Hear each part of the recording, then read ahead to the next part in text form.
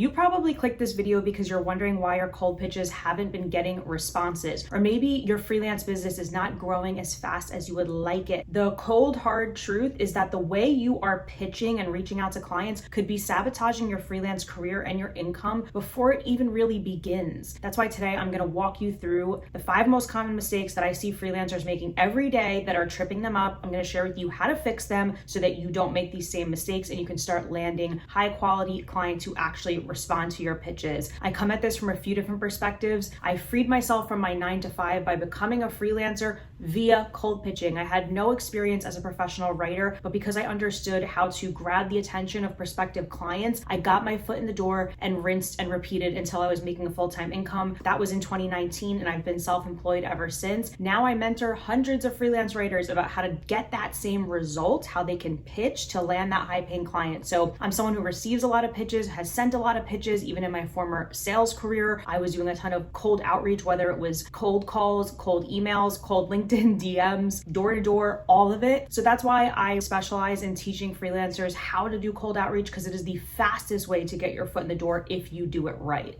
Okay, we have a big problem in the freelance world now, which is that people are sending the exact same generic pitch, and it seems like a template was given out and nobody bothered to change it, switch it up, personalize it. So that's why there's nothing wrong with using templates, but we have to customize them or else they're just going to be seen as spam. Most pitches tend to be self-centered. They don't focus on the prospect or the client that you're pitching. It's all about you. Here's what I do. Here's what I want. And if you can flip that, your pitch is going to stand out, I guarantee you. If it is personalized, you will automatically cut through the noise. The problem is that there's generic personalization that looks like you didn't even try. So here's an example of a pitch that is just very generic. Hey, love what your company is doing. I offer freelance writing, for example, and I believe I can help you grow. Let's schedule some time to chat. Whereas look at this pitch down below. I noticed your company just launched blah, blah, blah, and I know you're targeting this type of audience. I've helped similar companies increase their sales, and I'd love to show you how we can use email marketing or blog writing to drive even more growth for your business. Let's connect. Now, as you can see, this shows that you understand their business. And even if you're a newbie and you're saying, well, I don't have a name to drop to say I've helped health and wellness companies, you can literally just say, hey, I write in the health and wellness niche. This is why having a niche is so important. I know people love to get up in arms and say that you don't need a niche, but how else are you going to make your pitch hyper personalized unless you have something specific and unique about you? By niching down, you show the prospect or the client that you understand their goals, you know how to speak their language, and you automatically become the go-to or the no-brainer choice as to who they're going to hire for this gig. Sounding robotic can make people's radar go off that this is a salesy or just sounding overly formal. You want to sound like a person, not a corporate robot, and you want to keep your tone more conversational and casual, of course, without losing authority and professionalism. So for example, I am writing to inquire about potential opportunities. You could say something like, I noticed that you guys are publishing a lot of blog posts and thought my skills could help you move the needle. Just sound more conversational. I would say the people most vulnerable to this are people whose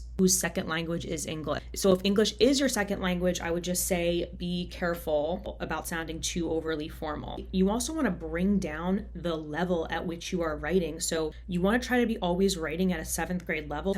That's not super intuitive because you want to show that you're smart, that we're a words person, especially if you're offering freelance writing services. But if you're saying like, hello, sir or madam, or I would like to inquire, you just want to take the reading level down a bit so that you sound more human. Just keep it simple. Clients are just people. They're most likely going to want to work with people that they can relate to on a human level, not someone who is robotic. When you reach out to clients, it can be really tempting to just rattle off all of the things about you, what makes you unique, what you write, what you do. And we really want to focus our messages on what the client is doing and what the client wants to achieve. And anytime we're talking about ourselves or our experiences or a qualification, it should tie back to how it will benefit the client. So if you have a master's degree in bioengineering and you are pitching marketing copywriting services, you have to actually actually draw that line between why your master's degree matters to the client, because just the fact that you are master degree educated is actually going to mean nothing to the client. They're going to want you to connect the dots and actually prove how that master's degree ties directly to your skills and how you're able to deliver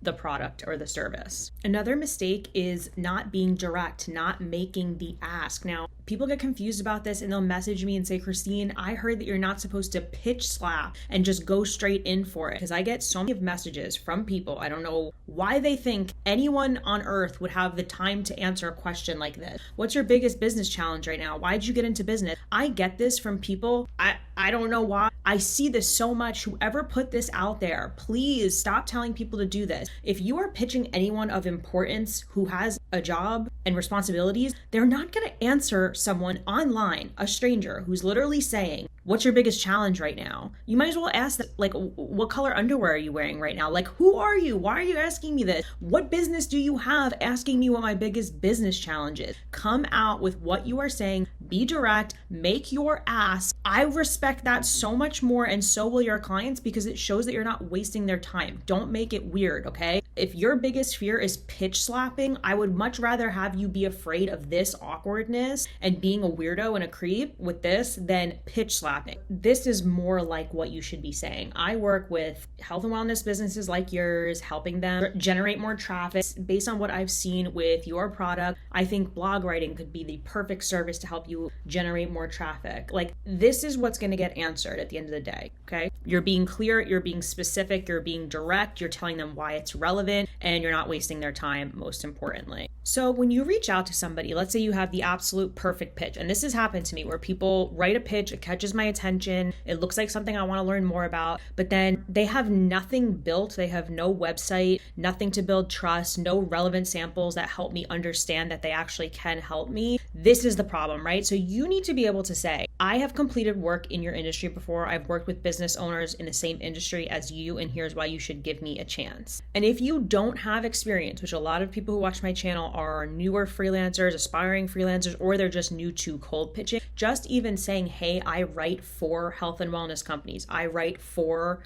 construction companies, being able to say, I have helped business owners like you achieve your desired goal is what makes a pitch captivating. Now, for those who are positioned correctly, or maybe they do have a website, just sending them the link to your website or your portfolio often is not enough, because it's basically expecting the client to sort through your website or your online presence. And it's kind of saying, like, here you go search through it. The client's really not going to put that legwork. What you should be doing is curating your portfolio, number one, to make sure that it's hyper targeted. And you want to go a step further and say, I just completed this blog post for XYZ company. I think it will appeal to you because I know your target is this. You're basically saying, I have pulled my samples for you. I've done the legwork for you to prove that you are somebody that I've personally reached out to, and that I'm not sending this to just anyone and everyone. Okay, so this mistake right here is, if I had to guess, why freelancers are not making what they want to be making and they're not seeing results with their cold pitches, it's because they are not following up. And if they are following up, they're sending some generic one-line follow-up that takes no effort, saying like, just following up, just bumping this back, just circling back on this. You don't want to be doing that. There is a proper way to follow up that actually shows that you're continuing to provide value and sending tailored, personalized pitches to the client instead of just annoying them. People don't follow up at all because they are afraid of being annoying, or B, they know they have to follow up because they've heard that somewhere, but they're not saying the right thing. I need you to know this. If you are sending cold pitches but not adequately following up on them, you are leaving money on the table. And what's even worse is that you're wasting your time, because by sending the pitch, you've only done 50% and you're not completing the other 50% that's required to get a response. This is about numbers. You have to be paying attention to numbers. Let me explain what I mean by that. Just doing an activity, let's say fits in spurts, right? Like, let's say you're pitching all day on a Tuesday, you send 25 pitches, then you don't do it again until 2 weeks later. That is a waste of your time. You should be consistently sending cold pitches on a daily or weekly basis, whether that's, I send pitches every week from Tuesday through Thursday and I send 5 pitches a day. That's much better than saying I pitched 100 times on a Wednesday, but then didn't do it for another month. You have to take advantage of the compound interest and constantly constantly going back to your list of prospects that you're reaching out to and saying, okay, where did I leave off with this guy? What did I say to this guy last? It's through that process that you will eventually get your foot in the door with these clients, but it does not happen without follow-up. I just did a video on follow-up that I will link to above, but most deals are closed on like the 5th try, right? That's just a general sales stat, not specific to freelancing, but the number of opportunities that are made with just one outreach, one message are like 1%,